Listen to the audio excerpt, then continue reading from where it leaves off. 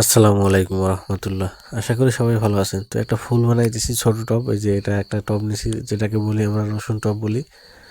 অর্থাৎ এটা দেখতে অনেকটা রসুনের মতো ছোট্ট সাইজের হয় এবং কালারটা খুব ভালো লাগে। এটা পিঙ্ক কালার হয়, সাদা কালার হয়, গোলাপি কালার হয় এই টবগুলো। তো টবগুলো ধরতেও খুব ভালো লাগে, দেখতেও খুব ভালো লাগে। তো ছোট টব নিছি এবং টবের সাথে সাথে দেখেন ফুল কিন্তু একটা অলরেডি আমি গাছছি সেখানে, এবং আরও একটা নিতেছি। অর্থাৎ একটা গোলাপি গেল, এটা গোলাপিটা হলো কামরাঙ্গা, আর হলুদ যেটা গেল সেটা হলো হলুদ গোলাপ।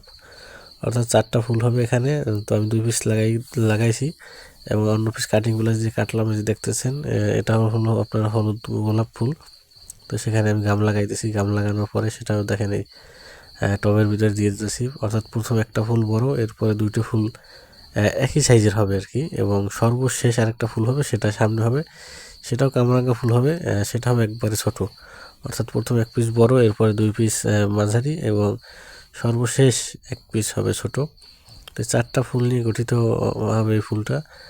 আর এই ফুলটার দাম কিন্তু মাত্র 100 টাকা, বা 100 টাকা, 120 টাকা।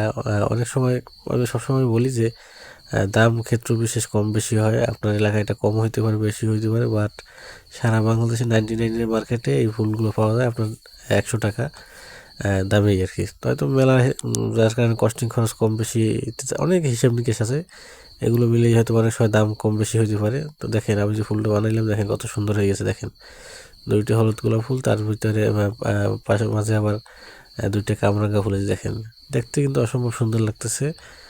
এই দেখেন আমার হাতে বানানো ফুল, মাশাআল্লাহ অসম্ভব সুন্দর। যদি আমি অতটা সুন্দর বানাইতে পারি না, তারপরে যথেষ্ট চেষ্টা করি আর কি মন দিয়ে কাজ করার। বাকিটা আল্লাহ ভরসা আর কি, যা হয়। তো একটা ফুল বানানোর কমপ্লিট হয়ে গেল, আপনাদেরকে দেখাইলাম। সবাই ভালো থাকবেন, সবার জন্য ভালোবাসা রইল। আসসালামু আলাইকুম রহমতুল্লাহ।